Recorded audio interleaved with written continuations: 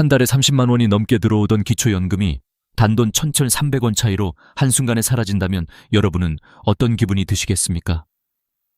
저는 이 질문으로 오늘 이야기를 시작하고 싶습니다. 믿기 어려운 일 같지만 실제로 이런 일을 겪은 어르신이 계십니다. 경기도에 살고 있는 69세 박 여사님은 몇 달 전까지만 해도 매달 기초연금을 꼬박꼬박 받아 생활에 보탬을 얻고 계셨습니다.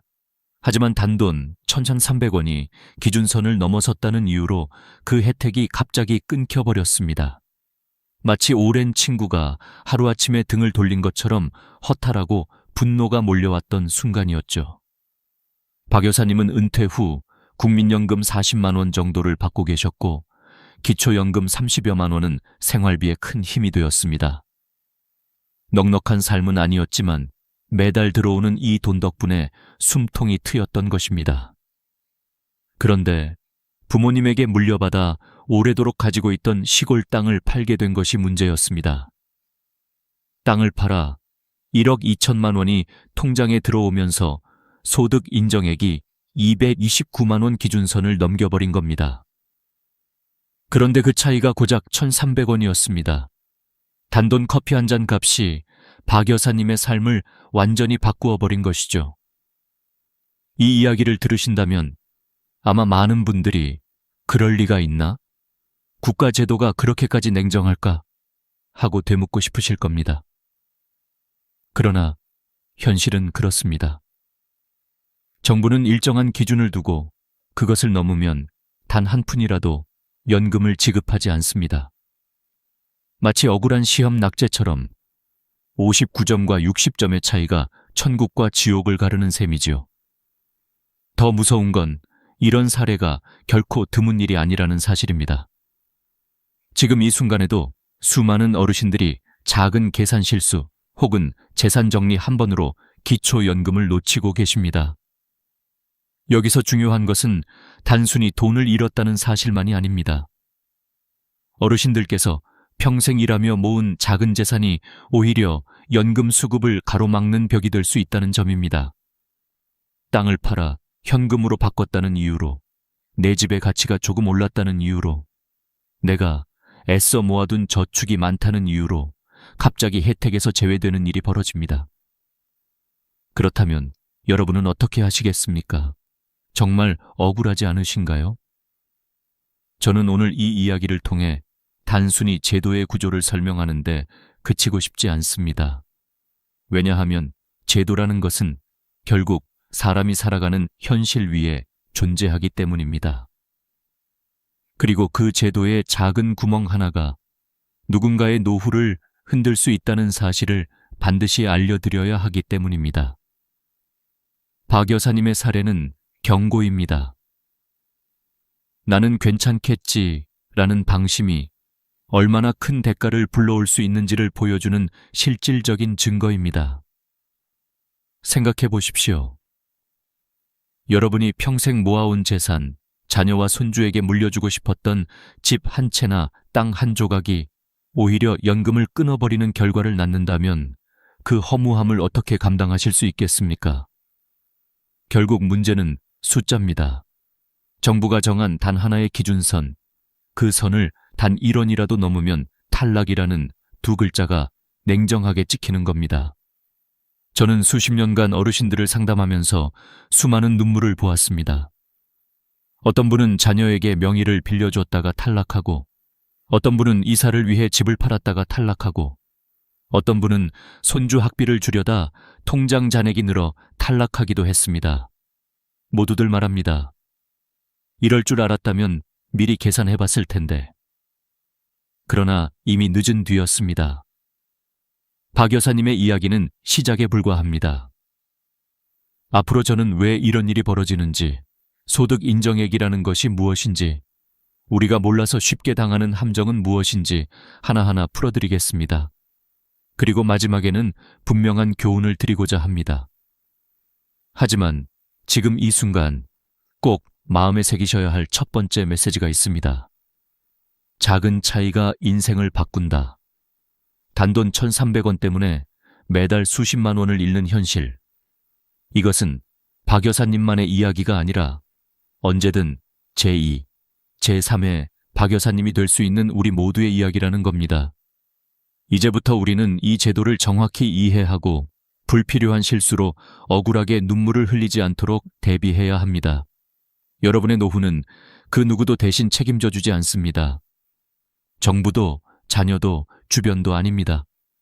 오직 내가 지혜롭게 준비해야만 지킬 수 있는 것입니다. 이제 그 치명적인 차이가 만들어지는 원인을 구체적으로 살펴보겠습니다. 소득 인정액이라는 말을 들어보신 적 있으십니까? 많은 분들이 기초연금은 단순히 내가 매달 버는 돈만 따진다고 생각합니다. 하지만 진짜 계산법은 훨씬 더 복잡하고 그래서 더 무섭습니다. 정부는 국민연금, 아르바이트 수입뿐만 아니라 집, 땅, 예금, 주식, 심지어 보험 해약 환급금까지 모두 돈으로 환산해 합쳐버립니다. 이것이 바로 소득 인정액입니다. 그리고 바로 이 계산이 여러분을 기초연금 대상자로 만들기도 하고 탈락자로 만들기도 하는 것이지요. 처음 들으시면 황당할 겁니다. 내가 땅을 팔아서 받은 돈도, 내 집도, 심지어 아직 찾지도 않은 보험금까지? 네, 맞습니다. 정부는 언제든 현금화할 수 있는 재산은 다 소득으로 볼 수 있다고 판단합니다. 그래서 통장에 돈이 많으면 그 돈은 그대로 소득으로 계산됩니다. 예를 들어 보겠습니다. 통장에 3억 원이 있다고 가정해 보겠습니다. 기초연금 기준에 따르면 우선 2천만 원을 기본 생활비로 공제합니다. 그러면 2억 8천만 원이 남죠. 여기에 연 4%를 곱하면 1년 소득으로 환산됩니다. 즉 1,120만 원입니다. 이 금액을 12달로 나누면 월 93만 원 정도가 소득으로 잡히는 겁니다. 그런데 이게 끝이 아닙니다. 예금에서 발생하는 이자 소득도 따로 더해야 합니다. 만약 연 3% 이자가 붙는다면 연 900만 원, 한 달로 나누면 약 75만 원입니다. 이 중 일부를 공제한 뒤 다시 합산하면 최종 소득 인정액은 약 160만 원을 넘기게 됩니다. 단순히 돈을 넣어둔 것뿐인데 매달 소득이 있는 것처럼 계산되는 셈입니다. 여러분, 이 계산법이 얼마나 냉정한지 느껴지십니까? 은행에 돈을 묵혀두면 든든하다고 생각했는데 오히려 연금을 못 받는 덫이 될 수도 있는 겁니다. 실제로 수많은 분들이 바로 이 부분에서 발목을 잡히셨습니다. 나는 돈을 벌고 있지도 않은데 왜 소득으로 보느냐 하고 항의해도 소용이 없습니다. 법은 그렇게 정해져 있고 공단은 그 규정을 따를 수밖에 없으니까요. 더 놀라운 건 집입니다. 많은 분들이 내 집은 괜찮겠지라고 생각하십니다. 그러나 기초연금 산정에서는 내 집도 소득으로 환산합니다. 물론 공제가 있긴 합니다. 서울이나 부산 같은 대도시는 1억 3,500만 원까지, 중소도시나 농어촌은 8,500만 원까지 공제해줍니다. 하지만 그 이상은 소득으로 계산됩니다. 가령 서울 양천구 신정동의 34평 아파트 시세가 12억 원이라고 합시다. 기초연금 기준으로는 시세의 60%를 적용합니다. 그러면 약 7억 2천만 원이 됩니다. 여기서 1억 3,500만 원을 공제하고 남은 5억 8,500만 원에 연 4%를 곱합니다. 연 2,340만 원, 즉 한 달로 약 195만 원이 소득 인정액으로 잡히는 겁니다. 이 금액만으로도 단독가구 기준 219만 원에 거의 도달해버립니다. 여기에 국민연금이나 작은 금융소득까지 더해지면 탈락하는 거죠. 집 한 채가 이렇게 무서운 결과를 낳을 줄이야 하고 뒤늦게 깨닫는 겁니다. 차량도 마찬가지입니다. 4천만 원 이상이면 고급차로 분류되어 자동 탈락입니다. 4천만 원 이하라면 재산으로 환산해 계산됩니다. 예를 들어 차량 가액이 3천만 원이라면 4%를 적용해 연 120만 원, 즉 월 10만 원 정도가 소득으로 추가됩니다. 자녀가 사정상 부모님 명의로 차를 샀다가 연금이 끊긴 사례도 부지기수입니다. 이쯤 되면 느끼실 겁니다. 소득 인정액이라는 기준이 단순한 개념이 아니라 우리 노후 생활을 좌우하는 칼날 같은 존재라는 것을 말입니다. 여러분이 지금도 모르는 사이에 이미 기준선을 넘고 있을 수 있습니다. 작은 저축, 오래된 집, 자녀를 돕기 위해 빌려준 명예 하나가 소득으로 잡히면서 기초연금이 끊길 수 있습니다. 하지만 여기서 중요한 건 두려워하는 게 아니라 제대로 아는 것입니다. 제도가 냉정하다면 우리는 그 냉정함을 이해하고 대비해야 합니다. 몰라서 억울하게 손해보는 일이 없도록. 지금부터는 소득 인정액의 진짜 의미를 똑똑히 기억하셔야 합니다. 이제 우리는 이 계산이 어떻게 실제로 집과 자동차에서 불리하게 작용하는지, 그리고 어떤 함정이 숨어 있는지를 살펴보겠습니다. 여러분이 절대 놓쳐서는 안 될 숨은 덫이 바로 다음 이야기 속에 있습니다. 집과 자동차. 우리 삶에서 떼어놓을 수 없는 두 가지 자산이지만 기초연금의 세계에서는 때로는 무서운 함정이 됩니다. 많은 분들이 이렇게 말씀하시지요. 내 집에서 내가 사는 게 무슨 잘못이냐? 내 차를 내가 끌고 다니는 게 왜 문제가 되냐? 하지만 제도는 그렇게 보지 않습니다. 그 집과 그 차의 가치를 돈으로 환산해서 소득처럼 계산하기 때문입니다. 먼저 집입니다. 우리가 평생의 땀과 눈물로 마련한 집은 노후의 보금자리이자 자존심입니다. 그런데 기초연금 산정에서는 그 집의 가격을 가만히 두지 않습니다. 앞서 말씀드렸듯이 대도시는 1억 3,500만 원, 중소도시나 농어촌은 8,500만 원까지만 공제합니다. 그 이상의 가치는 모두 소득으로 환산됩니다. 서울에 사는 김노인 이야기를 들어보겠습니다. 양천구의 아파트에서 30년을 사신 분입니다. 시세는 약 12억 원이었죠. 노인은 나는 그냥 평범하게 산다, 연금도 조금밖에 없다고 생각했습니다. 그러나 제도는 달랐습니다. 아파트 시세의 60%인 7억 2천만 원에서 1억 3,500만 원을 빼고 남은 5억 8,500만 원을 소득으로 환산했습니다. 그 결과 한 달 소득 인정액이 약 195만 원.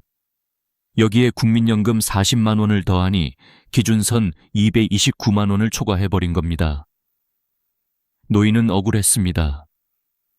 나는 그 집을 팔아서 쓰지도 않았는데 왜 소득으로 보느냐?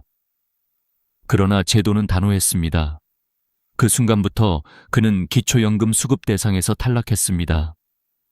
이 사례는 결코 남의 일이 아닙니다. 집값이 오르는 순간 여러분도 언제든지 같은 상황을 맞이할 수 있습니다.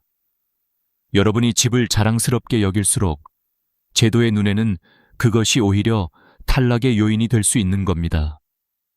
이번엔 자동차를 보겠습니다. 자동차는 더 간단하면서도 더 잔인합니다. 차량 가액이 4천만 원을 넘으면 무조건 고급차로 간주되어 기초연금에서 탈락합니다. 그것이 새 차든 중고차든 할부로 샀든 현금으로 샀든 관계없습니다.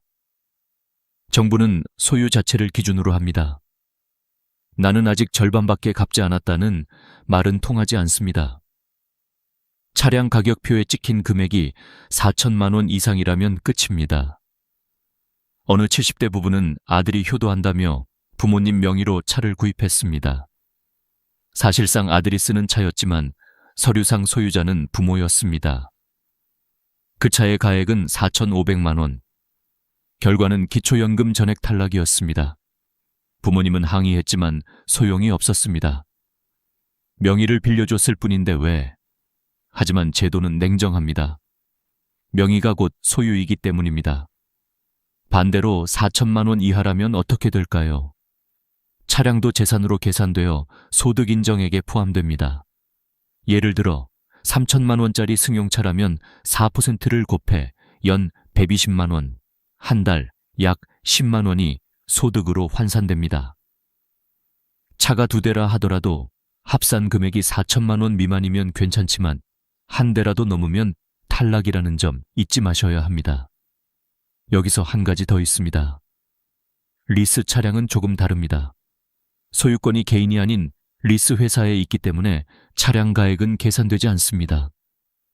그러나 계약 시 낸 보증금은 재산으로 잡혀 소득에 포함됩니다. 예를 들어 보증금이 1천만 원이라면 매달 약 3만 3천 원이 소득으로 잡히는 겁니다. 결국 어떤 방식으로든 제도는 빠져나갈 구멍을 허락하지 않습니다. 이쯤 되면 여러분도 느끼실 겁니다. 내가 힘들게 마련한 집과 차가 때로는 내 노후를 지켜주는 방패가 아니라 연금을 가로막는 벽이 된다는 사실 말입니다. 억울하지 않으십니까? 그러나 이것이 현실입니다. 그렇다면 우리는 어떻게 해야 할까요? 바로 알고 대비해야 합니다. 집을 줄이거나 차를 바꿀 때 반드시 그 결과를 계산해보고 움직여야 한다는 뜻입니다. 여러분이 지금 당장 느끼셔야 할 교훈은 단순합니다. 내 자산이 나의 적이 될 수도 있다. 기초연금 제도는 우리의 재산을 소득으로 바꿔버립니다. 그 기준선을 넘어서는 순간 몇십 년을 모은 땀의 결과가 오히려 노후 생활을 위협할 수 있습니다. 다음으로는 일하시며 번 소득과 국민연금이 어떻게 또 다른 함정이 되는지를 말씀드리겠습니다. 여러분이 조금 더 벌어보겠다는 마음이 때로는 연금을 갉아먹는 칼날이 될 수 있습니다. 나이 들어도 일을 놓지 않는 어르신들이 많습니다. 마트 계산대에서, 동네 카페에서 혹은 경비실에서 하루 몇 시간씩 몸을 움직이며 땀 흘리는 모습을 자주 볼 수 있습니다. 건강도 챙기고 생활비도 조금 벌자. 이 단순한 마음이 때로는 기초연금을 위협하는 요소가 될 수 있다는 사실 알고 계셨습니까? 정부는 어르신들이 일을 하시는 것을 막지는 않습니다. 오히려 일정 부분은 인정해주고 있습니다. 2025년 기준으로 월 112만 원까지는 전액 공제됩니다. 다시 말해 그 정도 버는 것은 소득 인정액에 전혀 포함되지 않는다는 뜻이지요. 그러나 문제는 그 이상입니다. 112만 원을 넘으면 초과분의 30%만 소득으로 계산합니다. 예를 들어 한 달에 150만 원을 번다고 해보겠습니다. 112만 원을 빼면 38만 원이 남습니다. 이 38만 원의 30%, 즉 약 11만 4천 원이 소득으로 잡히는 겁니다.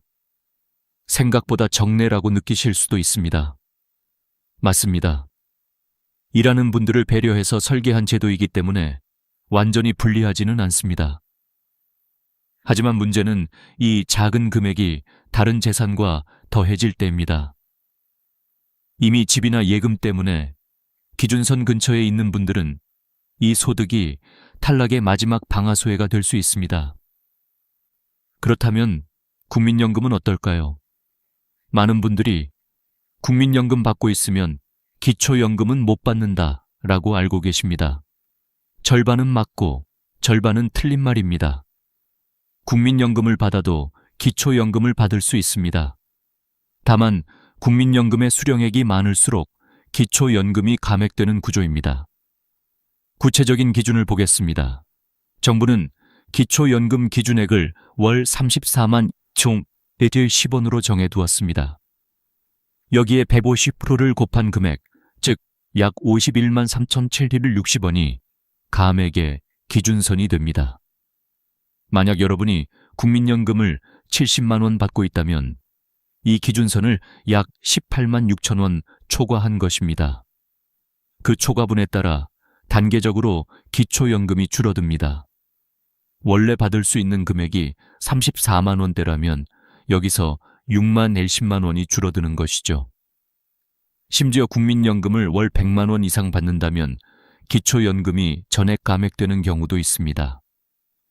나는 국민연금을 오래 냈으니 더 안정적이다라고 생각했는데 오히려 기초연금에서 불리해지는 아이러니한 상황이 생기는 겁니다. 그러나 여기서 중요한 건 포기하지 않는 것입니다. 감액은 영원하지 않습니다. 재산이 줄거나 배우자 상황이 바뀌면 다시 전액 수급이 가능해질 수 있습니다. 그러니 스스로 단정지어 나는 못 받겠다 하고 포기하는 건 가장 어리석은 선택입니다. 반드시 주민센터나 국민연금공단에서 정확히 계산을 받아보셔야 합니다. 여기서 또 한 가지 중요한 사실이 있습니다. 부부가 동시에 기초연금을 받을 수 있느냐는 질문이지요. 정답은 예, 받을 수 있다입니다. 다만 두 분 모두 기준을 충족해야 합니다. 예를 들어 부부가 모두 65세 이상이고 부부 가구 기준 소득 인정액 이하라면 두 분 모두 신청해 수령할 수 있습니다. 그러나 이 경우 정부는 부부 감액제를 적용합니다. 즉, 각자의 금액에서 20%씩 감액되는 것입니다. 예를 들어 단독 가구라면 최대 34만 3천 원을 받을 수 있습니다. 그러나 부부가 함께 신청하면 각각 약 27만 원대로 줄어듭니다. 언뜻 손해 같지만 합치면 54만 원 이상이 되므로 단독보다 여전히 유리합니다. 남편만 받으면 되겠지 하시는 분들이 계시는데 절대 그렇지 않습니다. 부부 모두 신청하는 것이 훨씬 이득입니다. 이렇듯 노동과 국민연금은 우리의 노후를 지탱하는 중요한 기둥입니다. 하지만 기초연금 제도와 엮일 때는 새로운 함정이 됩니다. 조금 더 벌려고 혹은 국민연금을 더 내려고 애쓴 것이 뜻밖의 불이익으로 돌아올 수 있다는 사실 놀랍지 않으십니까? 그러나 좌절할 필요는 없습니다. 알고 준비하면 이 함정을 피해갈 수 있습니다. 일할 수 있다면 무조건 좋습니다. 다만 112만 원 선을 기억하십시오. 국민연금도 마찬가지입니다. 많이 받을수록 기초연금이 줄 수 있지만 두 제도는 서로를 완전히 배제하지 않습니다. 정확히 이해하고 조율하면 오히려 두 가지 모두를 활용할 수 있습니다. 이제 다음 이야기에서는 실제로 많은 분들이 겪는 실수와 그로 인해 눈물 흘린 사례들을 들려드리겠습니다. 그리고 거기서 배워야 할 교훈을 말씀드리겠습니다. 여러분이 다시는 같은 함정에 빠지지 않도록 반드시 알아야 할 이야기입니다. 기초연금 제도를 둘러싼 가장 안타까운 장면은 사실 제도 자체보다도 사람들이 무심코 저지르는 작은 실수에서 비롯됩니다. 평생 모은 재산을 지키려는 마음, 자녀를 돕고 싶은 마음, 혹은 단순한 무지에서 비롯된 선택이 곧바로 연금 탈락으로 이어지는 경우가 너무나 많습니다. 저는 수십 년간 상담 현장에서 이런 사례를 수도 없이 보았습니다. 오늘은 그 중에서 몇 가지 대표적인 이야기와 그 속에 담긴 교훈을 함께 나누고자 합니다. 먼저 차량 명의 문제입니다. 자녀가 할부로 차를 사려 했지만 조건이 맞지 않아서 혹은 보험료가 비싸서 부모님 명의로 등록하는 경우가 흔합니다. 어차피 차는 아들이 타는데 무슨 문제 있겠어? 하지만 행정은 그렇게 보지 않습니다. 서류상 소유주가 누구냐가 전부입니다. 실제 사용자가 아들이든 딸이든 상관없이 부모님 이름으로 등록되어 있다면 그 차는 부모님의 재산이 됩니다. 만약 그 차의 시가가 4천만 원을 넘는다면 기초연금은 즉시 탈락입니다. 심지어 4천만 원 이하라 하더라도 차량 가액이 소득인정액에 반영되어 감액될 수 있습니다. 결국 부모님은 자녀를 돕겠다는 선의로 연금을 잃게 되는 것이지요. 또 하나는 주택을 옮기는 경우입니다. 나이가 들면서 큰 집을 유지하기 힘들어 작은 집으로 옮기는 분들이 많습니다.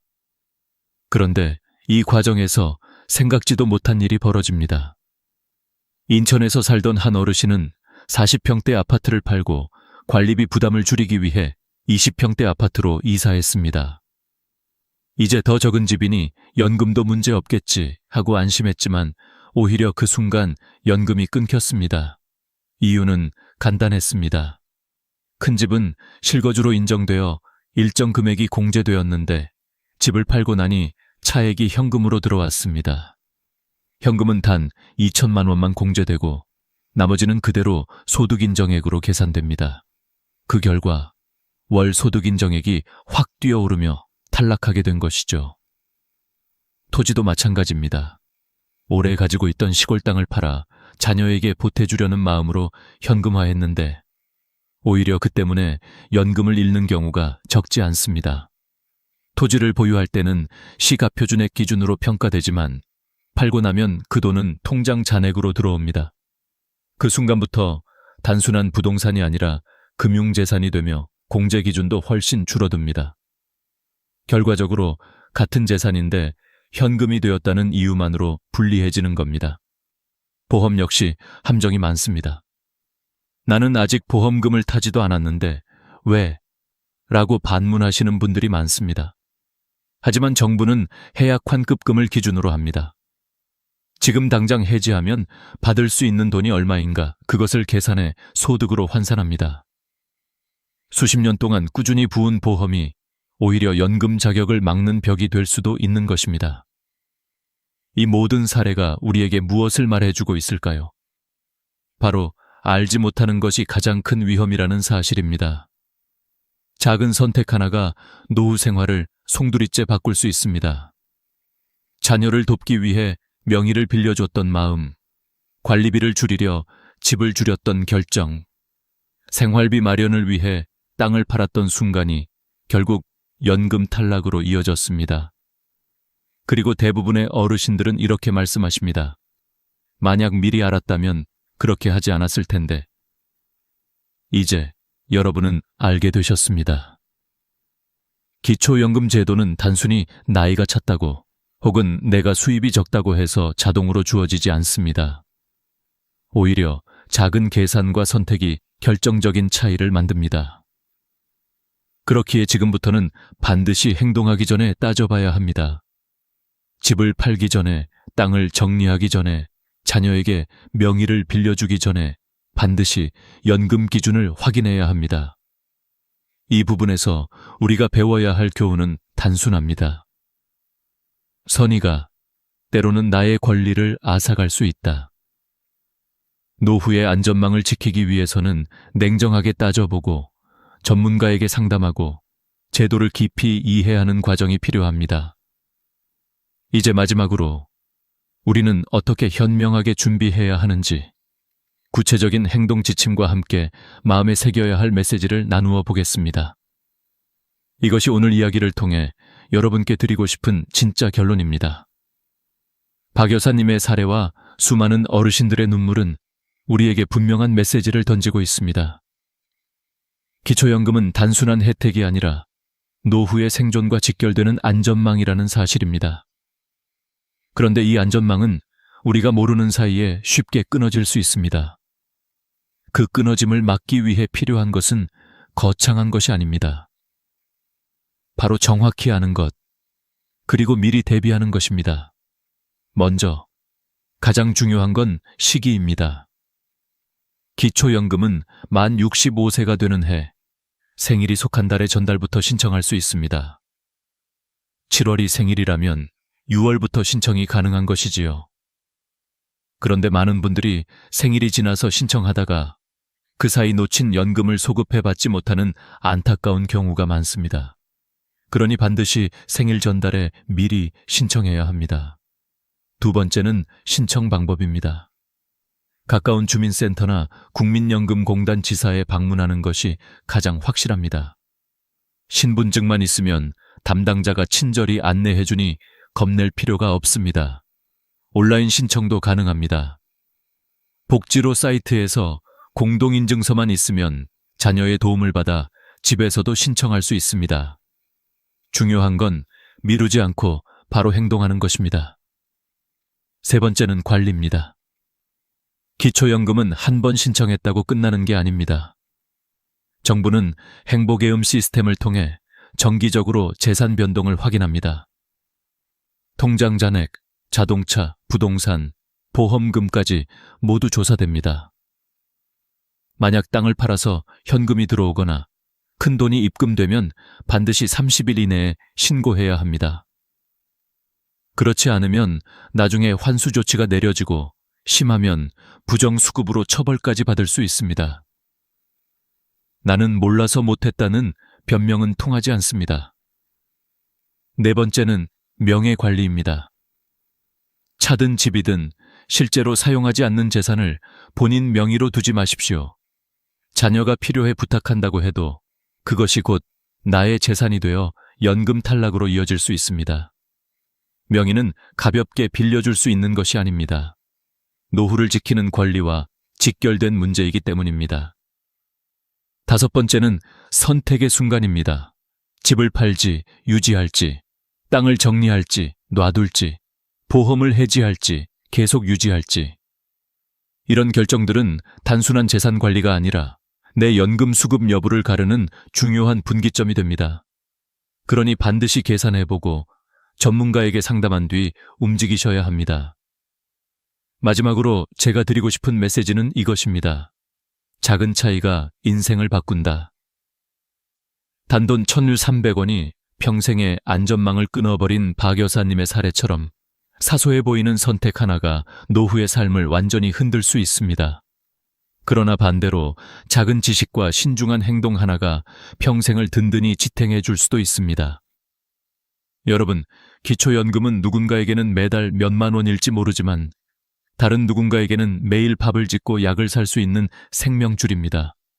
그 권리를 잃지 않기 위해서 우리는 반드시 배워야 합니다. 그리고 이 영상을 보고 계신 여러분이 부모님이나 지인들에게 이 사실을 알려주는 것이 또 하나의 선행이 될 수 있습니다. 오늘 이야기를 마무리하며 부탁드립니다. 이 영상이 도움이 되셨다면 구독과 좋아요, 알림 설정까지 꼭 해두시길 바랍니다. 그렇게 하시면 앞으로도 돈 되는 정보, 노후를 지키는 중요한 이야기를 남들보다 먼저 받아보실 수 있습니다. 여러분의 작은 클릭 하나가 누군가의 삶에 큰 힘이 될 수 있습니다. 기초연금은 혼자 알면 아무 소용이 없습니다. 부모님께, 이웃에게, 친구에게 나누어 주십시오. 그 나눔이 결국 당신의 노후를 더 든든히 만드는 힘이 될 것입니다. 저는 앞으로도 어르신들의 삶을 지키는 이야기를 계속 들려드리겠습니다. 오늘 함께 해주셔서 감사합니다. 나이 들수록 만나면 안 되는 사람이 있고 꼭 만나야 하는 사람이 있습니다. 여러분, 지난 한 달 동안 몇 번의 모임에 나가셨나요? 그리고 그 모임에서 돌아오실 때 정말 행복하고 즐거우셨나요? 제가 얼마 전 한 어르신의 이야기를 들었습니다. 젊었을 땐 몰랐어. 그저 많은 사람을 만나는 게 좋았거든. 그런데 나이 들수록 느끼는 게 있더라고. 어떤 모임에 가면 하루 종일 기운이 넘치는데 어떤 모임에 가면 한숨만 나오는 거야. 처음에는 그저 내 컨디션 탓인 줄 알았는데 그런데 그게 아니더라고.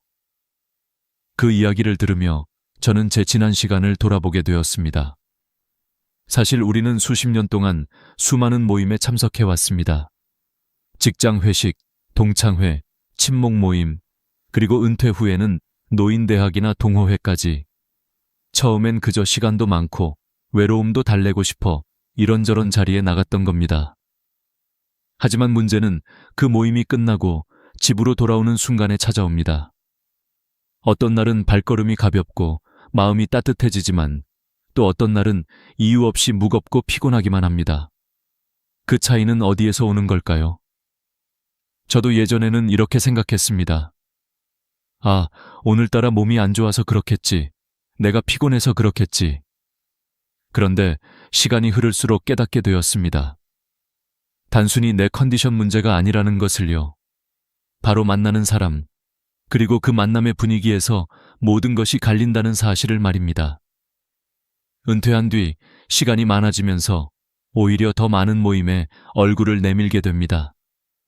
이제는 즐겁게 살아야지, 친구들과 자주 어울려야지 라는 생각으로 나갔던 자리들. 그런데 왜일까요? 분명 친구들과 좋은 시간을 보냈는데 집에 오면 괜히 마음이 허하고 오히려 피곤이 몰려옵니다. 나만 이런 건가? 다른 사람들은 다 괜찮은데 왜 나만 이런 기분일까? 그렇게 혼자 속으로 자책하기도 했습니다. 하지만 여러분, 절대 그렇지 않습니다. 나이가 들수록 만남의 질이 우리의 삶의 질을 결정합니다. 젊었을 때는 사람을 많이 만나는 것이 중요한 시기였습니다. 인맥을 쌓아야 하고 세상과 부딪히며 배워야 하니까요. 하지만 이제는 다릅니다. 무작정 많은 사람을 만나는 것이 아니라 누구를 만나느냐가 더 중요한 시기입니다. 나와 대화를 나누며 마음을 북돋아주는 사람, 내 이야기를 귀 기울여 들어주는 사람, 함께 있을 때 시간이 빠르게 흘러가는 사람. 이런 만남이야말로 남은 인생을 더 따뜻하고 행복하게 만들어줍니다.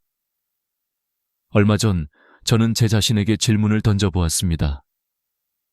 나는 지금 누구와 시간을 보내고 있는가?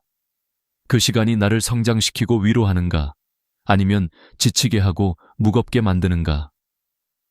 이 질문 하나로 많은 것이 바뀌기 시작했습니다.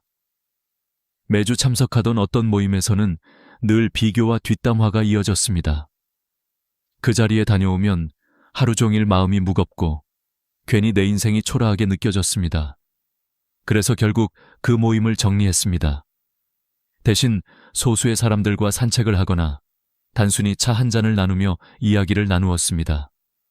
그랬더니 이상하게도 몸도 마음도 훨씬 가벼워졌습니다. 서울대학교 노년심리연구소의 한 조사 결과가 있습니다. 60대 이상 응답자의 68%가 모임에 다녀온 후 마음의 피로를 경험한 적이 있다고 답했습니다. 그중 절반 이상은 그 피로가 단순한 기분 문제가 아니라 일상 전체에 영향을 주었다고 했습니다. 실제로 심리학에서는 이런 상태를 감정적 소진이라고 부르며 노년기의 우울증과 불면증을 악화시키는 주요 요인 중 하나로 꼽습니다. 단순히 모임 하나가 아니라 우리의 건강과 직결되는 문제라는 뜻입니다. 저는 이 연구 결과를 보며 다시금 확신했습니다. 이제는 숫자가 아니라 질입니다. 많이 만나는 것이 아니라 좋은 사람을 만나는 것, 의무감으로 참석하는 자리가 아니라 진심으로 가고 싶은 자리, 이것이야말로 나이 들어서 지혜롭게 살아가는 방법입니다. 한번 상상해 보십시오. 남은 인생의 소중한 시간을 단순히 의무감으로 가득한 모임에 쏟는다고 생각해 보세요. 집에 돌아올 때마다 허탈하고 무거운 마음만 안고 살아가야 한다면 그것은 결국 내 삶의 질 전체를 떨어뜨립니다. 반대로 소수의 진정한 친구와 진솔한 대화를 나누며 웃고 돌아올 수 있다면 하루하루가 선물처럼 느껴질 것입니다. 나이 들수록 우리는 스스로에게 이렇게 물어야 합니다. 이 만남이 내 인생을 따뜻하게 하는가? 아니면 내 마음을 무겁게 하는가? 그 답은 분명합니다. 우리 삶은 이제 숫자가 아니라 질로 평가받는 시기에 들어섰습니다. 그리고 그 선택은 오롯이 우리 손에 달려 있습니다. 나이가 들수록 인간관계에서 가장 조심해야 할 감정은 바로 질투입니다. 젊을 때는 그냥 농담처럼 웃고 넘어가던 말도 나이가 들어서는 마음 깊숙이 상처로 남을 때가 많습니다. 특히 가까운 친구나 오랜 지인 사이에서 느끼는 질투는 예상치 못한 순간에 찾아오고 우리가 소중하게 여겼던 관계마저 흔들리게 만듭니다. 제가 아는 한 사업가 어르신은 30년 동안 한 번도 빠지지 않고 고등학교 동창 모임에 나가셨습니다. 하지만 어느 날 더 이상 그 자리에 나가지 않기로 결심했다고 합니다. 처음에는 단순히 일이 바빠서 몇 번 빠졌는데 시간이 지나며 아예 참석하지 않게 되었다는 것이지요. 이유를 물어보니 이렇게 말씀하셨습니다. 내가 사업이 잘 되니까 친구들이 나를 더 반갑게 맞아주는 줄 알았어. 그런데 언젠가부터 미묘하게 분위기가 달라졌지. 회비를 더 내라, 밥값을 대신 내라, 심지어는 내 실패를 은근히 바라는 듯한 말까지 들리더라고. 이 이야기를 들으며 저는 충격을 받았습니다. 왜냐하면 그것이 결코 특별한 사례가 아니기 때문입니다. 서울대학교 노년심리연구소의 조사에 따르면 60대 이상 응답자의 67%가 친구나 지인에게서 시기와 질투를 경험한 적이 있다고 답했습니다. 나이가 들면 더 여유롭고 너그러워질 것 같지만 오히려 비교심과 박탈감은 더 커진다는 겁니다. 인생의 큰 성취들이 이미 마무리된 시기라서 남과 자신을 더 직접적으로 비교하게 되기 때문입니다. 저도 비슷한 경험이 있습니다. 얼마 전 손주 이야기를 하다가 난처한 상황을 겪었습니다. 저는 단순히 기쁜 마음에 손주가 상을 받은 이야기를 꺼냈을 뿐인데 그 자리에 있던 한 친구가 얼굴빛이 굳어졌습니다. 나중에 알고 보니 그분은 아직 자녀 결혼조차 성사되지 않아 속을 태우고 있었다고 합니다. 그 후로 다른 사람들에게 제가 허세를 부린다고 험담을 했다는 말을 들었습니다. 그 사실을 알게 되었을 때 제 마음은 깊은 상처를 입었습니다. 심리학에서는 이런 현상을 노년기 상대적 박탈감 증후군이라고 부릅니다.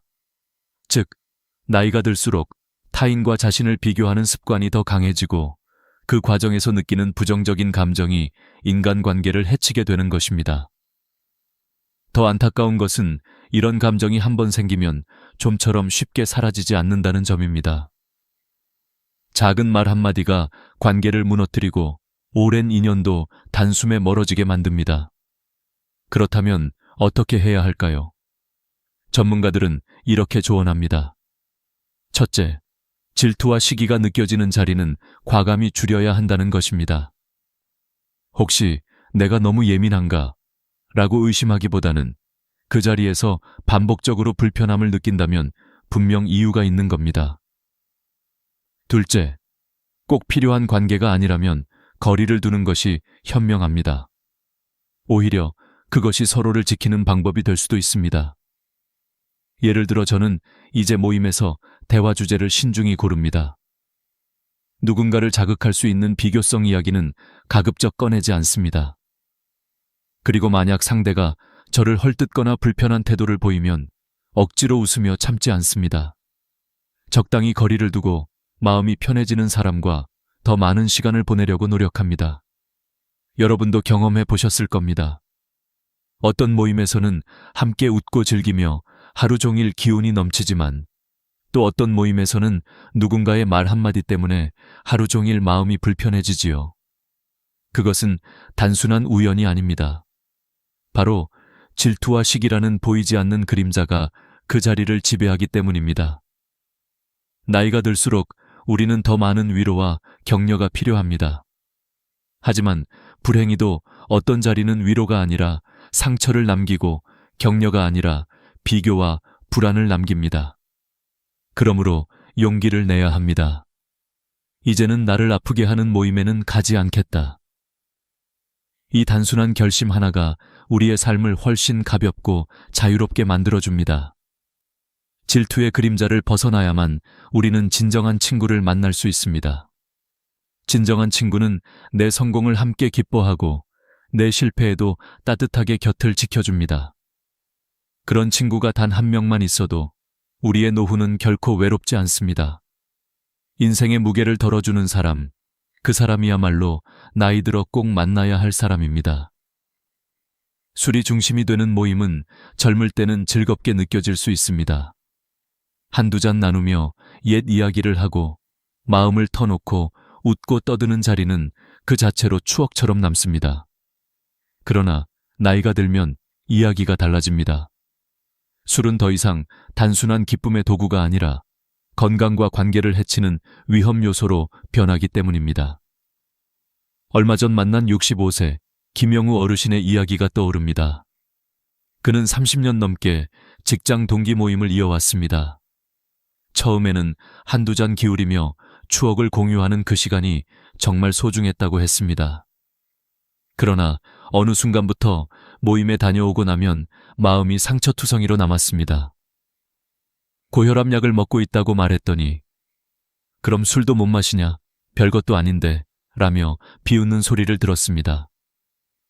결국 분위기에 밀려 억지로 술을 마셨다가 응급실까지 가게 되었습니다. 그 이후로 그는 술자리가 두렵다고 고백했습니다. 이런 일은 결코 예외가 아닙니다. 국민건강보험공단의 자료에 따르면 65세 이상 노인 가운데 음주로 인한 응급실 내원 사례의 절반 이상이 친목 모임 이후 발생했다고 합니다. 특히 약을 복용 중인 노인의 경우 알코올과의 상호작용으로 생명이 위험해질 수 있습니다. 술을 마신 후 혈압이 급격히 올라가거나 심장 박동이 불규칙해지는 경우가 적지 않습니다. 단순히 오늘 하루 재미있게 놀았다로 끝나지 않고 건강 전체를 무너뜨릴 수 있는 위험이 도사리고 있는 겁니다. 게다가 술자리는 건강 문제뿐만 아니라 인간관계에도 악영향을 줍니다. 술이 들어가면 평소 하지 않던 말들이 튀어나옵니다. 젊을 때는 대수롭지 않게 넘길 수 있었지만 나이가 들면 그 말 한마디가 돌이킬 수 없는 상처로 남습니다. 내가 그때 승진을 못한 건 내 탓이 아니다. 네가 늘 우리 발목을 잡았잖아.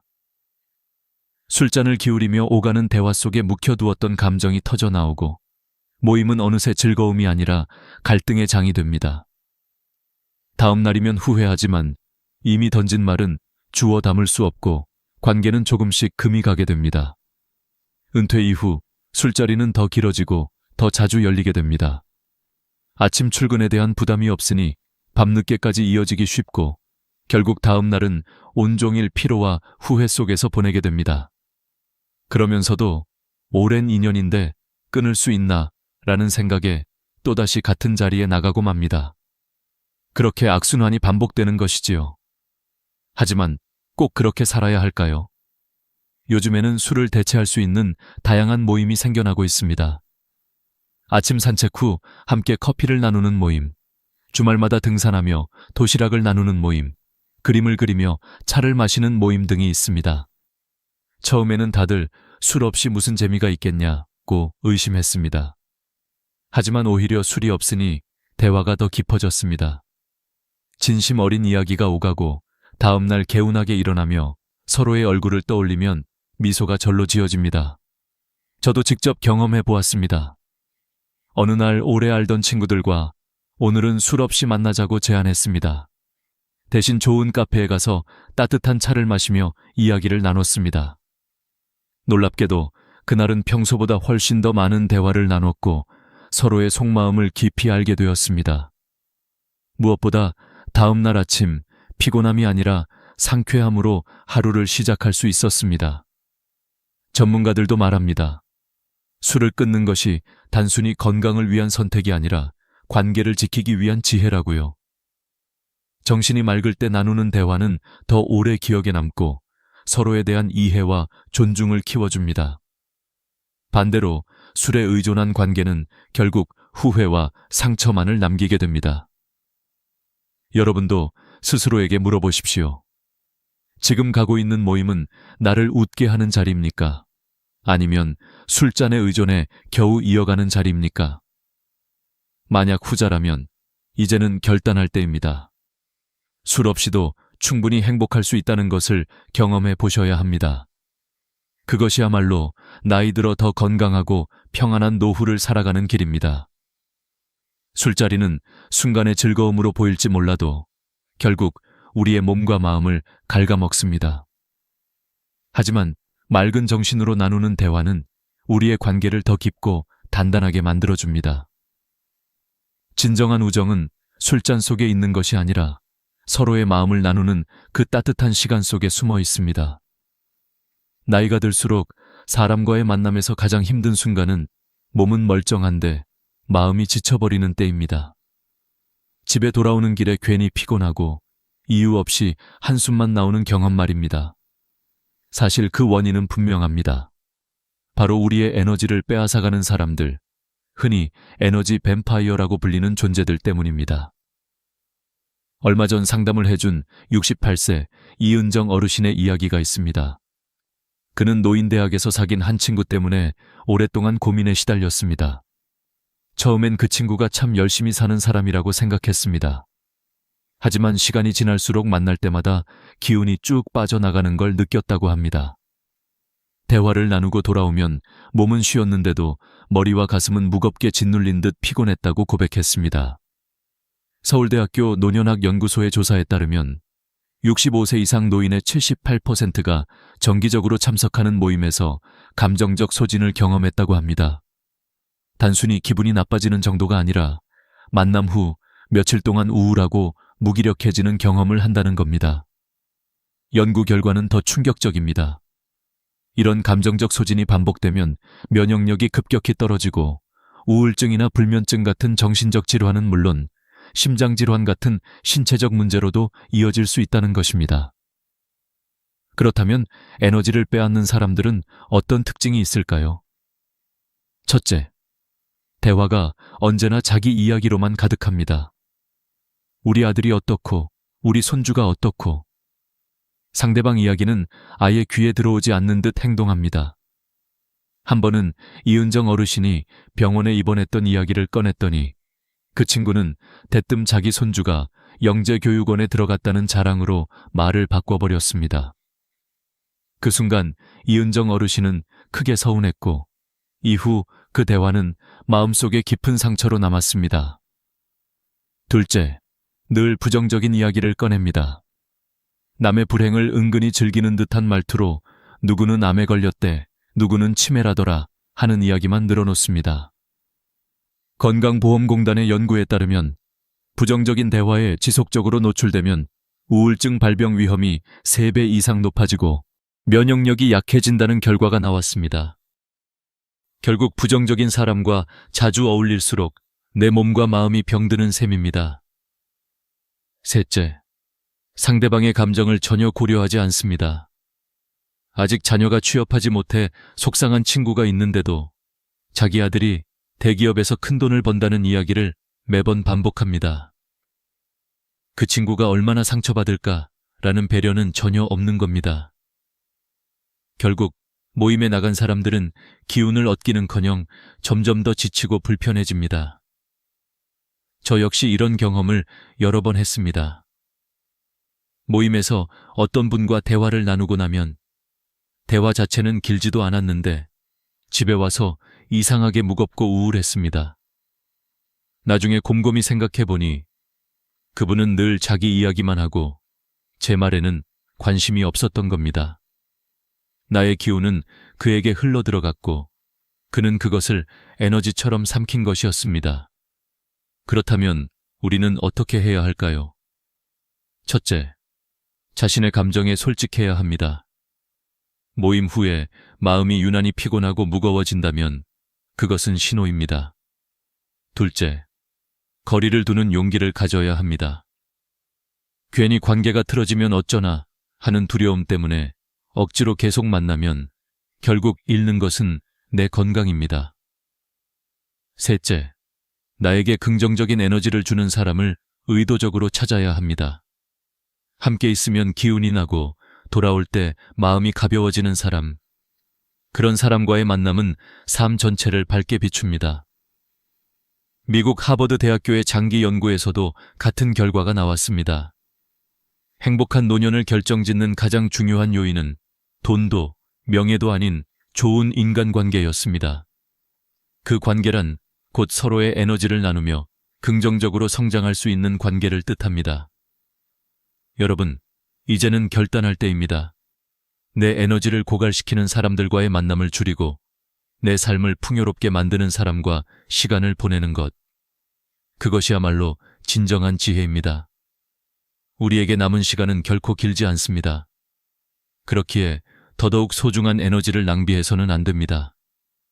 에너지를 지켜야 삶이 빛나고 긍정적인 사람과 함께할 때 우리의 노후는 따뜻하고 평안해질 수 있습니다. 나이가 들수록 더욱 중요해지는 것은 바로 품격입니다. 세월이 흘러 머리카락이 휘어지고 주름이 늘어나도 사람 사이에서 지켜야 할 태도와 존중은 결코 사라져서는 안 됩니다. 그러나 안타깝게도 현실에서는 그렇지 않은 경우가 많습니다.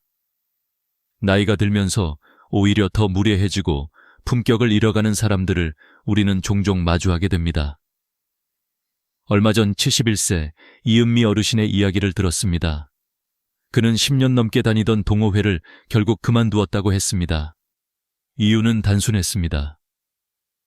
처음에는 그분이 솔직하고 꾸밈없는 성격이라고 생각했어. 그런데 시간이 지나면서 알았지.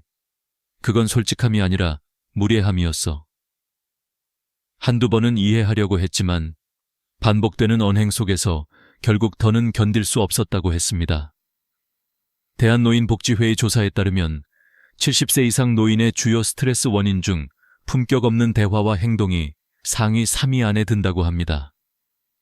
더 놀라운 것은 이런 스트레스가 단순히 기분 문제에 그치지 않고 혈압 상승이나 면역력 저하로 이어진다는 사실입니다. 즉, 누군가의 무례한 말 한마디가 우리의 건강까지 해칠 수 있는 것입니다. 품격 없는 사람들의 특징은 명확합니다. 첫째, 공개적인 자리에서 다른 사람을 비하하거나 조롱합니다. 지난번 한 모임에서는 어떤 회원이 옷차림이 초라하다고 공개적으로 지적하며 웃음을 샀습니다. 그 사람은 모임 내내 아무 말도 못하고 얼굴이 붉어진 채 자리를 지켰습니다. 그 장면을 본 많은 사람들은 불편했지만 정작 조롱한 사람은 대수롭지 않게 넘겼습니다. 그 순간 모임의 분위기는 차갑게 식어버렸습니다. 둘째, 자기 편의만을 우선합니다. 약속 시간을 자기 마음대로 바꾸고 모임 장소를 늘 자기 집 근처로 정합니다. 다른 사람들의 사정은 전혀 고려하지 않습니다. 이런 태도는 시간이 지날수록 모임 구성원들에게 피로감을 쌓이게 하고 결국 관계를 서서히 무너뜨립니다. 셋째, 남의 사생활을 무분별하게 퍼뜨립니다. 건강 문제나 가정사 같은 민감한 이야기를 함부로 다른 자리에서 말하는 경우가 많습니다. 한 번은 이은미 어르신이 조용히 공유했던 병원 진단 이야기가 며칠 뒤 다른 모임에서 모두의 입에 오르내린 적이 있었습니다. 그 일을 겪은 후 그는 더 이상 그 모임에서 어떤 말도 꺼낼 수 없었다고 했습니다. 심리학에서는 이런 현상을 노년기 탈제 증후군이라고 부릅니다. 오랜 세월 억눌러왔던 감정이 나이가 들면서 제어되지 않고 그대로 표출되는 경우입니다. 하지만 문제는 그런 무례한 행동 하나가 모임 전체의 신뢰와 존중을 깨뜨린다는 점입니다. 처음에는 나이 드신 분이니 이해해야지 하며 참습니다. 하지만 시간이 지날수록 무례는 더 심해지고 결국 소중하게 이어온 모임 자체가 무너져 버립니다. 저 역시 비슷한 경험을 한 적이 있습니다. 오래 다니던 모임에서 한 분이 제 외모를 두고 농담을 던졌습니다. 당시에는 웃어 넘겼지만 집으로 돌아오는 길에 그 말이 계속 떠올라 마음이 쓰렸습니다. 그날 이후로 저는 점점 그 자리를 피하게 되었고 결국 참석을 끊었습니다.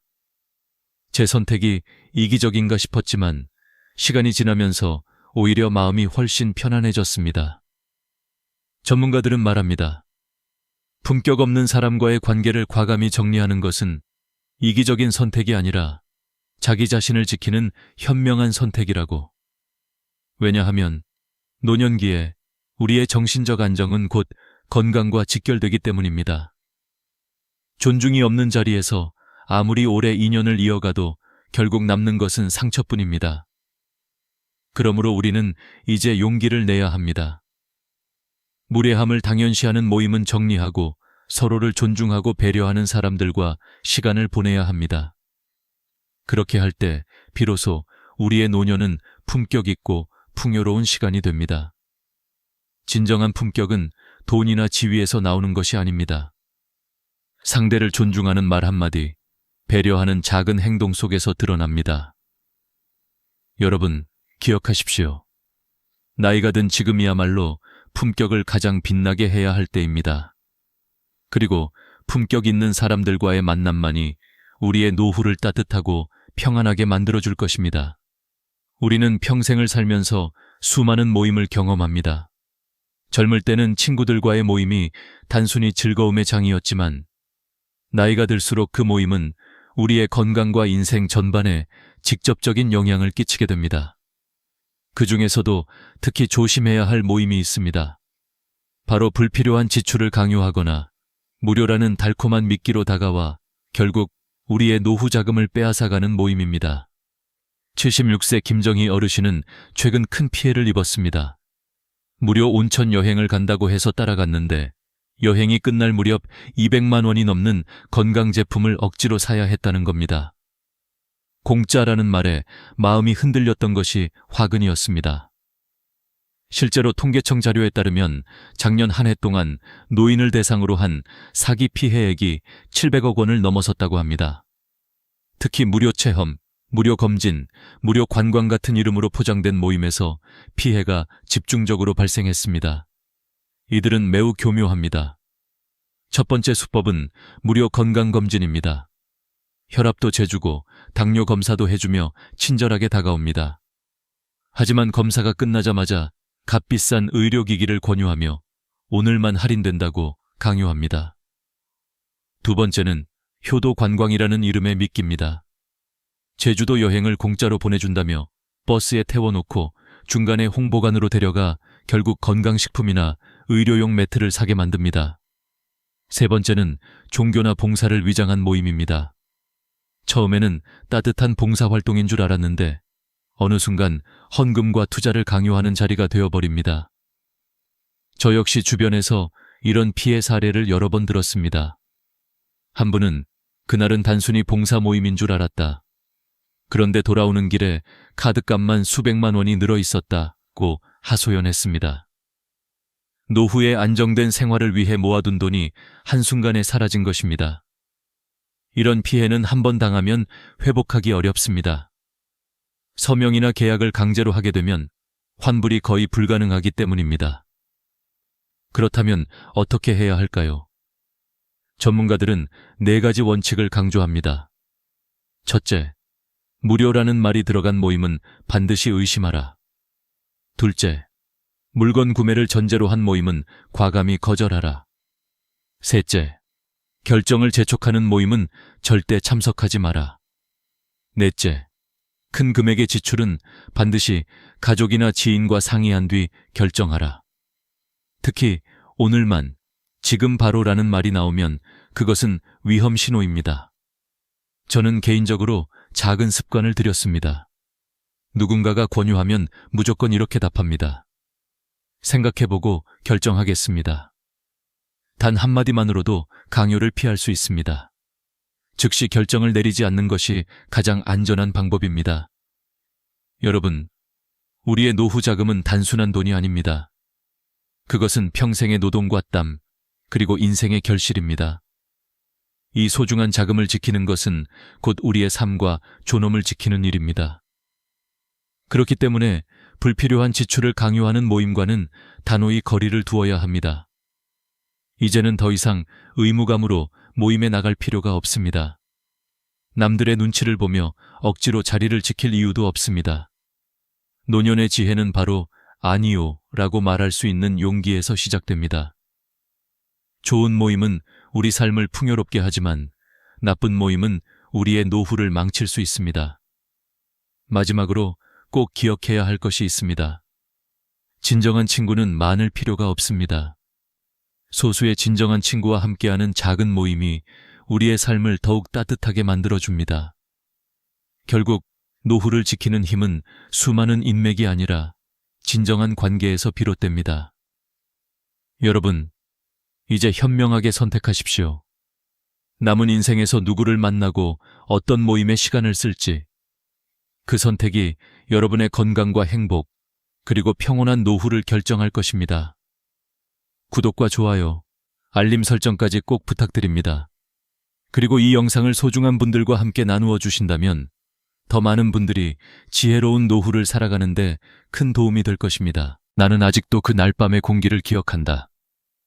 이르니 다 되어가는 나이에 손주의 입에서 할머니 냄새라는 말이 튀어나왔을 때 내 가슴은 송두리째 무너져 내렸다. 평생을 누구보다 깔끔히 살았다고 자부해왔는데 가장 사랑하는 아이에게서 들은 그 한마디는 날카로운 칼날처럼 마음을 찔렀다.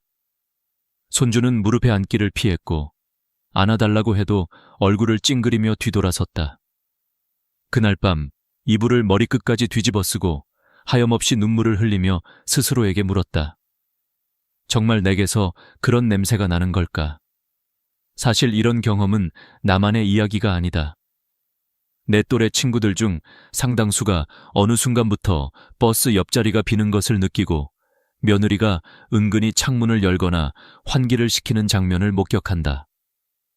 처음엔 우연이라 생각하지만 마음속 어딘가에서는 알 수 없는 불안을 느낀다. 내가 그 냄새의 주인공일 수도 있다는 불편한 진실 말이다. 의사로서 수십 년간 어르신들을 진료해온 나는 이 문제를 외면할 수 없었다.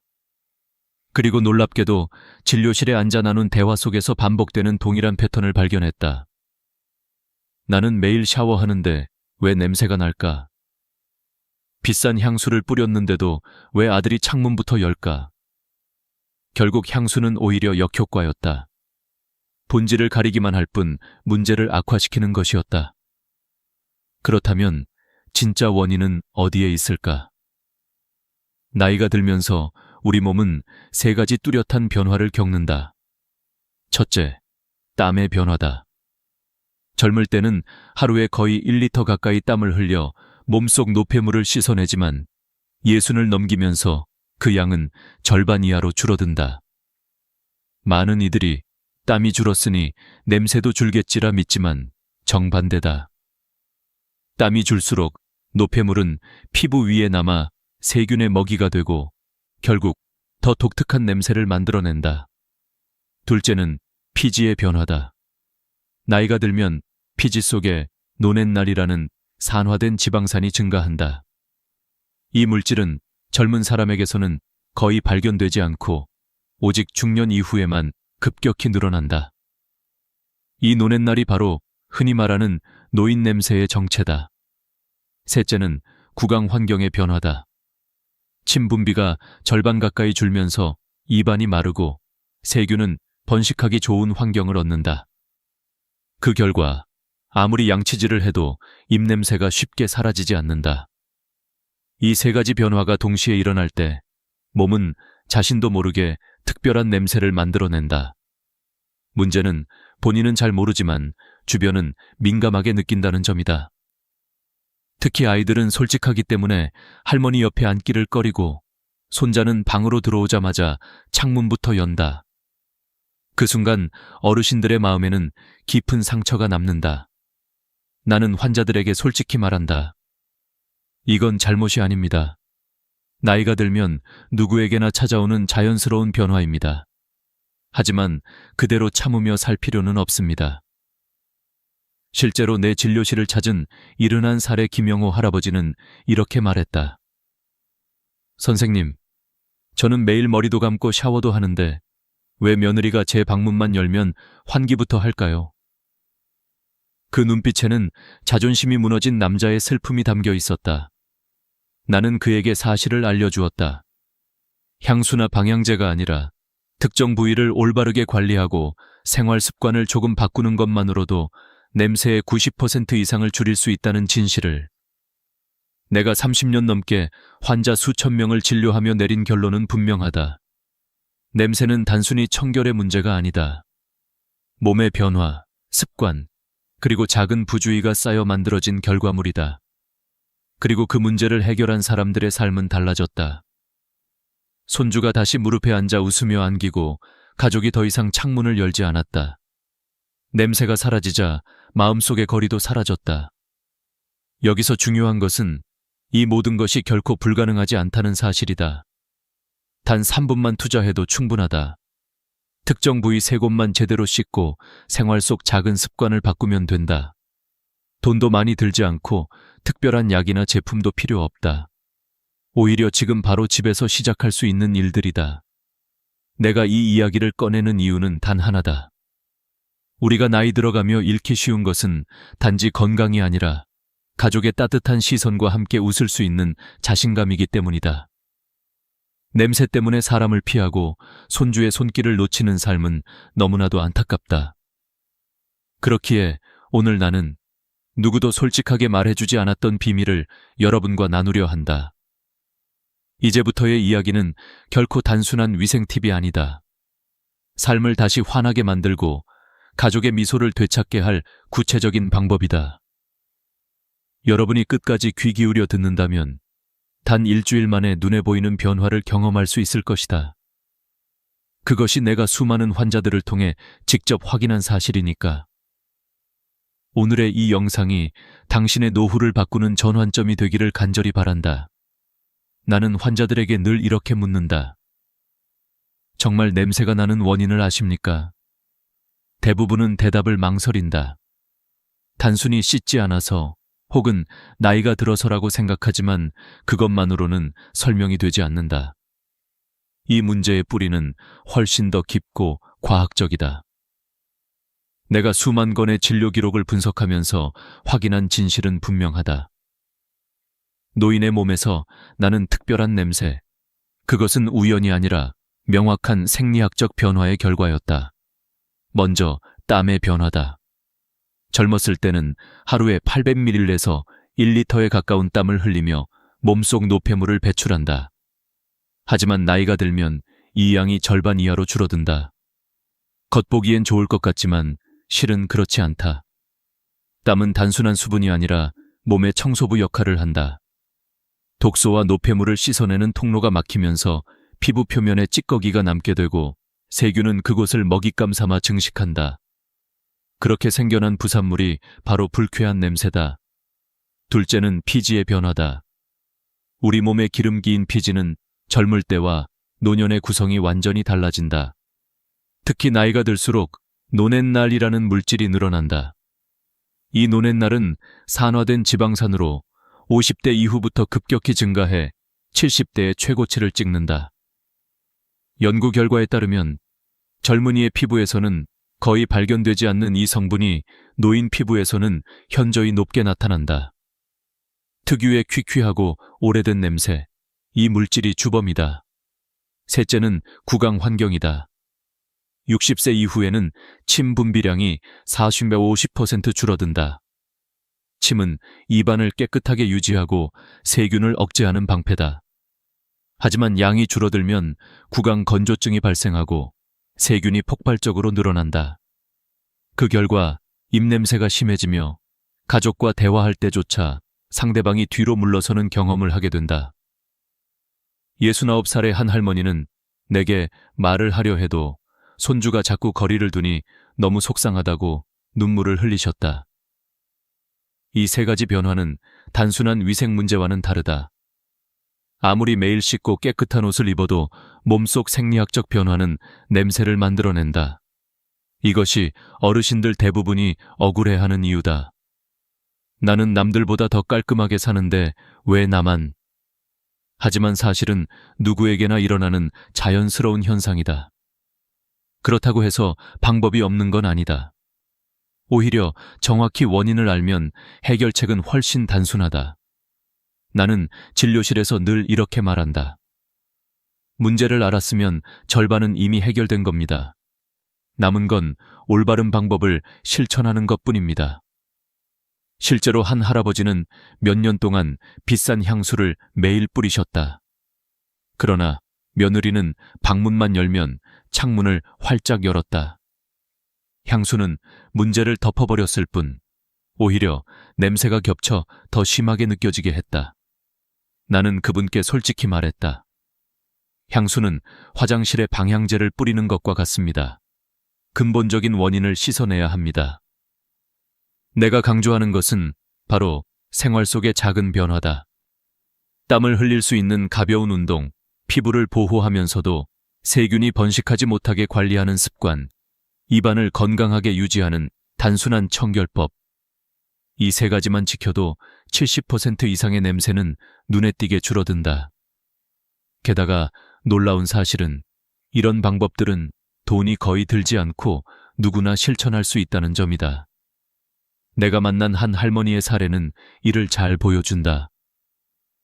매일 아침 10분씩 동네 공원을 천천히 걸었을 뿐인데 2달 뒤 손녀가 할머니, 요즘 좋은 냄새 나요 라며 웃었다.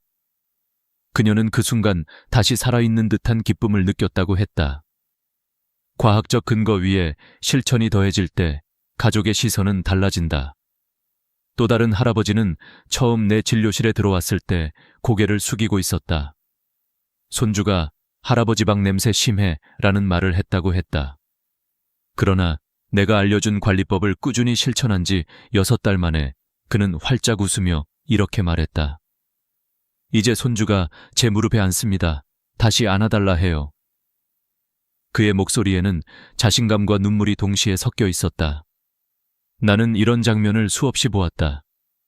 결국 핵심은 스스로를 탓하지 말고 올바른 방법을 아는 것이다. 냄새는 나이가 들면 누구나 겪는 자연스러운 신호다. 그러나 그 신호를 외면할 수도 바꿀 수도 있다. 선택은 우리 손에 달려 있다. 앞으로 나는 3가지 기본 원칙과 일상에서 반드시 지켜야 할 습관들을 구체적으로 알려드릴 것이다. 그것은 단순한 위생 팁이 아니라 가족의 사랑을 다시 불러오는 작은 열쇠가 될 것이다. 당신의 삶을 바꾸는 열쇠 말이다. 내가 수천 명의 환자들을 만나면서 확신하게 된 것은 냄새 문제를 줄이는 데 있어 거창한 비밀 따위는 필요 없다는 사실이다. 오히려 너무나 단순하고 기본적인 세 가지 원칙을 꾸준히 지키는 것이 가장 큰 효과를 낳았다. 많은 어르신들은 처음엔 믿지 못했다. 그러나 단 일주일, 길어야 1개월만 실천하면 가족의 반응이 눈에 띄게 달라졌다. 오늘 나는 그 세 가지 기본 원칙을 여러분께 차근차근 말씀드리려 한다. 첫 번째 원칙은 바로 물이다. 물은 몸의 가장 강력한 청소부다. 아침에 일어나자마자 미지근한 물 한 컵을 마시는 것만으로도 몸속 독소가 빠져나가며 혈액순환이 개선된다. 많은 분들이 내가 뭘 그렇게 물을 많이 마셔야 하느냐고 되묻는다. 하지만 과학적으로 입증된 사실은 분명하다. 하루 6컵 이상의 물을 마신 노인은 그렇지 않은 노인에 비해 체내 노폐물 수치가 훨씬 낮았다. 내 환자 중 김순자 할머니는 아침마다 물 한 컵을 습관화한 지 2달 만에 손녀가 할머니 요즘 냄새가 안 나요 라고 말했다며 기쁨의 눈물을 흘리셨다. 이 단순한 습관이 삶을 바꾸는 시작점이 될 수 있다. 둘째 원칙은 햇볕 아래 가벼운 산책이다. 여기서 중요한 건 결코 무리한 운동이 아니라는 점이다. 단 20분, 그것도 오전 10시 이전이나 오후 4시 이후에 부드러운 햇볕 아래에서 천천히 걷는 것만으로도 놀라운 변화가 일어난다. 햇볕은 살균 효과가 있어 피부 표면에 나쁜 세균을 줄여준다. 또 걷는 동안 자연스럽게 땀이 나면서 피부에 쌓인 노폐물이 빠져나간다. 65살의 박영수 할아버지는 무릎 통증 때문에 처음엔 걷기를 두려워했지만 5분에서 시작해 조금씩 시간을 늘렸다. 석 달 뒤 그는 당당히 말했다. 요즘은 아들이 창문을 열지 않습니다. 제 방 공기가 달라졌다고 해요. 작은 발걸음이 가족과의 거리를 좁히는 기적을 만든 것이다. 셋째 원칙은 샤워다. 많은 어르신들이 겨울에는 춥다고 혹은 귀찮다고 매일 샤워를 피한다. 그러나 샤워는 냄새 관리의 핵심이다. 단, 여기에도 중요한 비밀이 있다. 너무 뜨거운 물로 샤워하면 피부의 보호막이 손상되어 오히려 세균이 번식하기 쉽다. 가장 좋은 것은 38도에서 40도 정도의 미지근한 물이다. 일주일에 한두 번은 따뜻한 물에 20분 정도 몸을 담그는 탕 목욕을 하면 평소에 씻기 힘든 깊은 노폐물까지 빠져나간다. 내 환자들 중 70% 이상이 이 습관을 시작한 뒤 가족의 반응이 한 달도 안 되어 달라졌다. 이 세 가지 원칙을 지켜낸 분들의 사례는 내게도 늘 감동을 준다. 73살의 한 할머니는 몇 년간 손주에게 안겨보지 못했다고 했다. 하지만 아침 물 한 컵, 하루 20분 산책, 그리고 미지근한 물 샤워를 꾸준히 지킨 지 2달 만에 손주가 다시 무릎에 앉았다. 그녀는 내게 이렇게 말했다. 선생님, 냄새가 사라진 게 중요한 게 아니에요. 손주의 천을 다시 느낄 수 있는 게 기적이에요. 이 원칙들을 들으면 사람들은 흔히 이렇게 반문한다. 그렇게 간단한데 왜 지금까지 아무도 말해주지 않았습니까? 이유는 간단하다. 대부분은 비싼 제품이나 약을 팔기 위해 문제를 과장하고 복잡하게 설명해왔다. 하지만 나는 환자들에게 약이 아니라 습관을 권했다. 그 결과는 제품보다 훨씬 뛰어났다. 여기서 우리가 배워야 할 교훈은 분명하다. 삶의 변화는 거창한 것이 아니라 작은 실천에서 비롯된다. 아침물 한 잔, 햇볕 아래 걷기, 미지근한 물로 샤워하기. 이 단순한 세 가지 원칙만으로도 우리는 가족에게 다시 따뜻한 품으로 다가갈 수 있다. 그리고 기억하라. 냄새를 없애는 것은 단지 남의 시선을 피하기 위함이 아니다. 그것은 나 자신을 존중하고 가족의 사랑을 지켜내며 무엇보다도 노후의 자존심을 회복하는 길이다. 이제 우리는 다음 단계로 넘어가야 한다. 단순한 습관을 넘어 반드시 씻어야 할 부위 3곳을 알게 된다면 냄새의 90%를 줄일 수 있다. 그 비밀을 곧 알려드리겠다. 나는 수많은 환자들을 만나면서 깨달았다.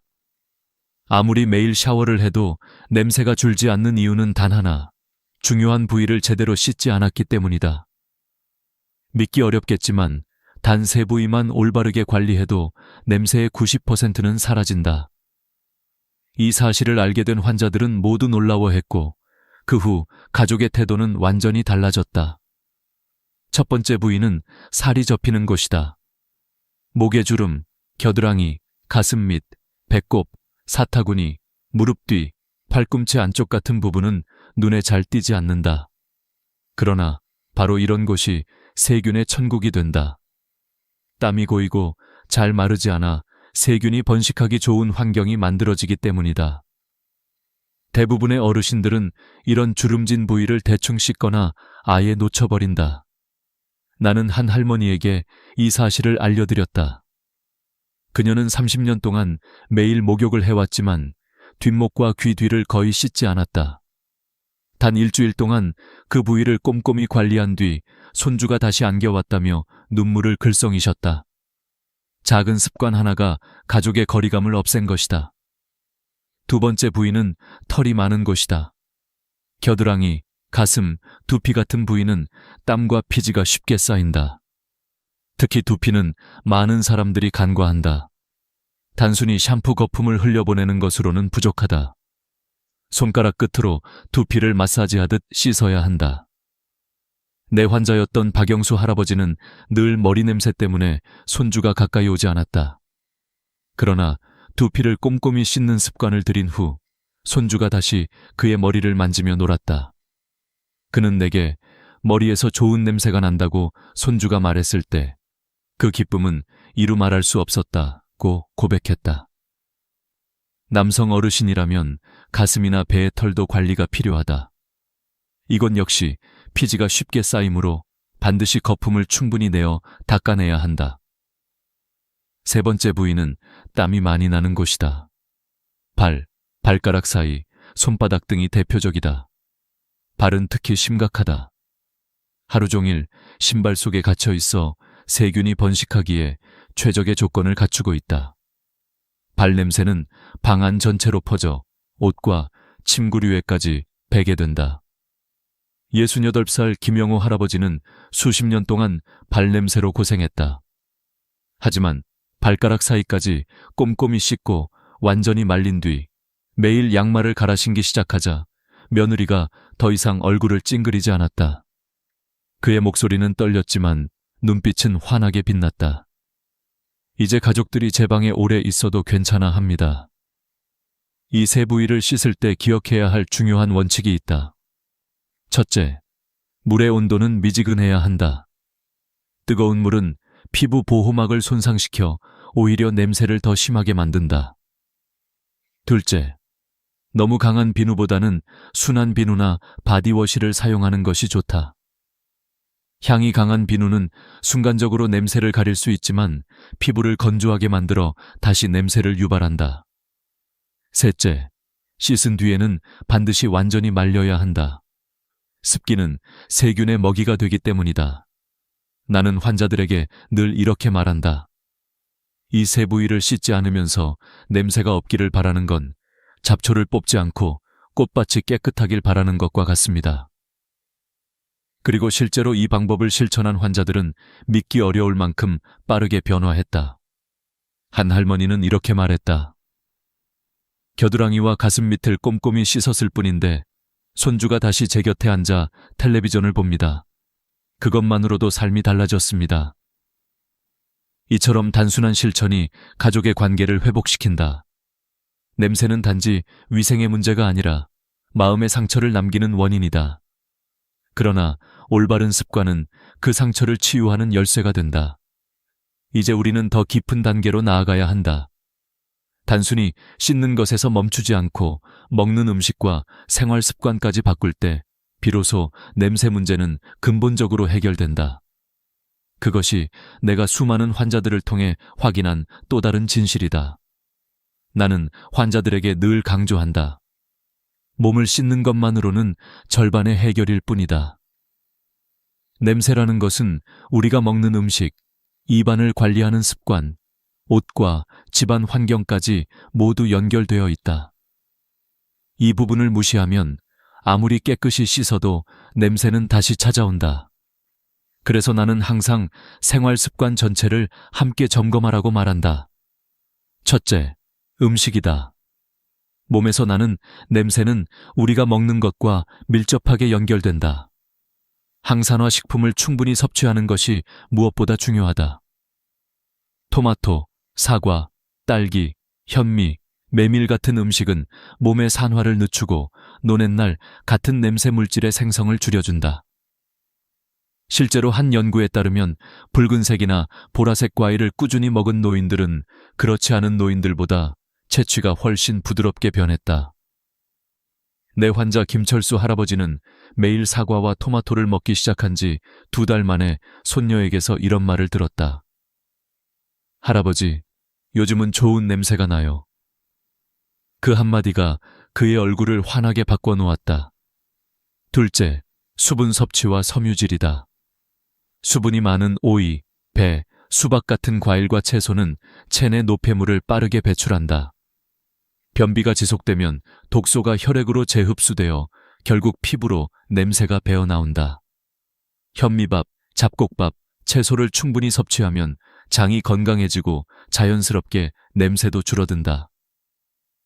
박순자 할머니는 평생 변비로 고생했는데 아침마다 현미밥을 먹기 시작한 후 냄새가 현저히 줄었다며 이제 방 안 공기가 달라졌다고 말했다.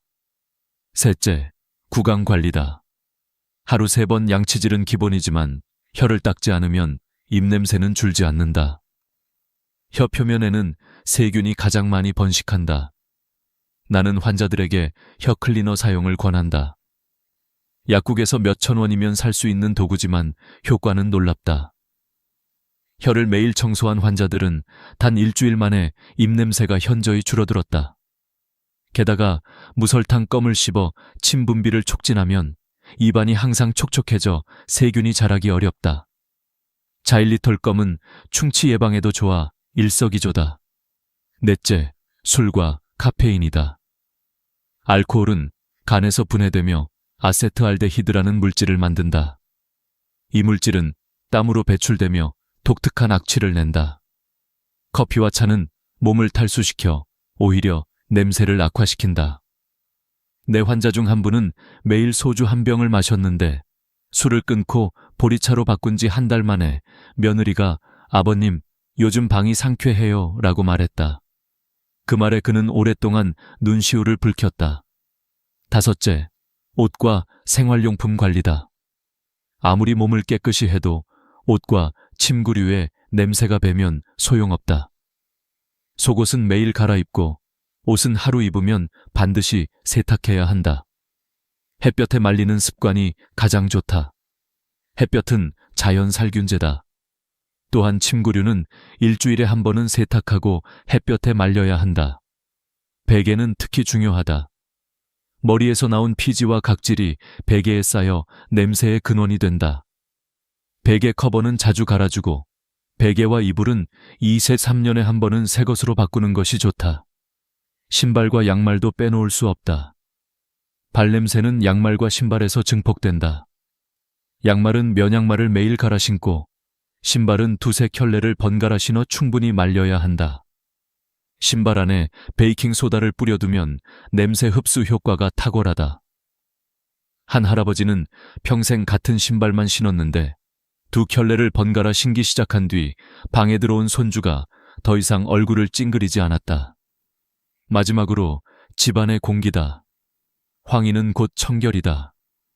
하루에 최소 2번, 아침과 저녁에 10분씩 창문을 열어 신선한 공기를 들여야 한다. 추운 겨울에도 잠깐의 황희는 필수다.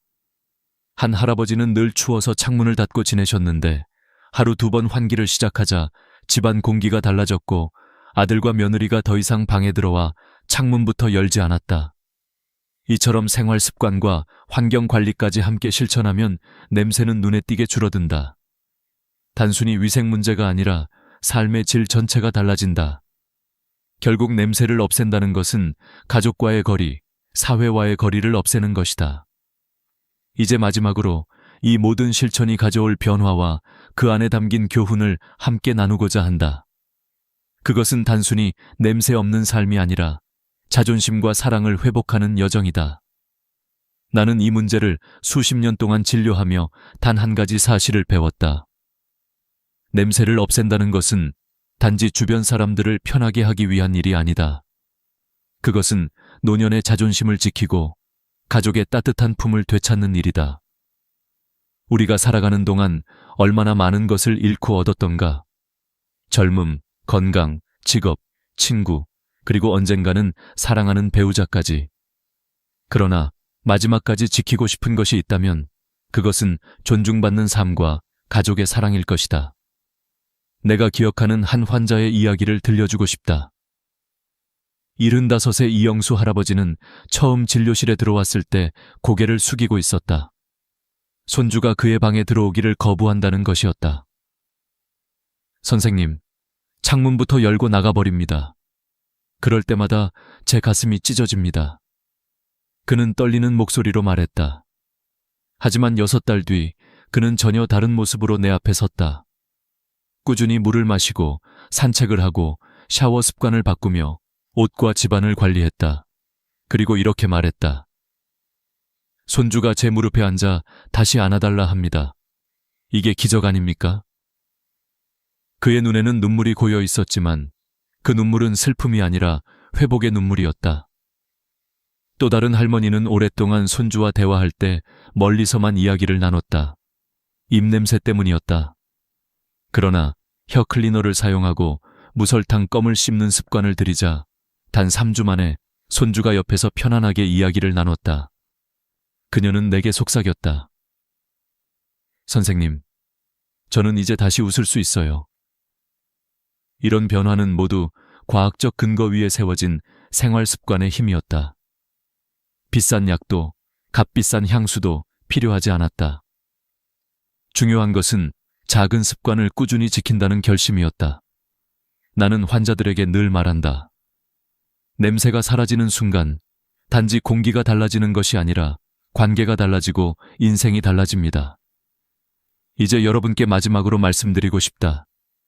냄새를 없앤다는 것은 단순한 위생 문제가 아니다. 그것은 스스로를 존중하는 태도이자 가족에게 사랑받을 자격을 되찾는 과정이다. 우리가 살아가는 노년은 외로움과 싸우는 시간이 아니라 지혜와 존엄을 보여주는 시간이어야 한다. 그리고 그 시작은 사소해 보이는 습관 하나에서 비롯된다. 나는 이 영상을 보시는 모든 분들이 단순히 정보만 얻고 끝내지 않기를 바란다. 지금 이 순간부터라도 물 한 잔을 준비하고 창문을 열어 공기를 바꾸며 샤워할 때 놓쳤던 부위를 꼼꼼히 씻어주시길 바란다. 단 일주일 만에 가족의 반응이 달라질 것이다. 한 달이면 스스로도 느낄 수 있다. 그리고 반년이 지나면 여러분의 인생은 전혀 다른 빛을 띠게 될 것이다. 마지막으로 드리고 싶은 교훈은 이것이다.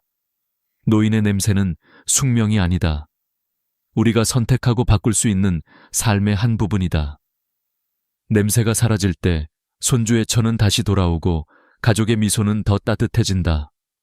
그리고 무엇보다 당신 자신의 마음이 다시 살아난다. 오늘 이 이야기가 여러분의 삶을 바꾸는 작은 불씨가 되기를 바란다. 그 불씨가 여러분의 가정을 다시 밝히고 노후를 더 자랑스럽게 만들기를 바란다. 이 영상을 끝까지 들어주셔서 감사하다. 앞으로도 건강과 삶을 지키는 소중한 이야기를 계속 전해드리겠다.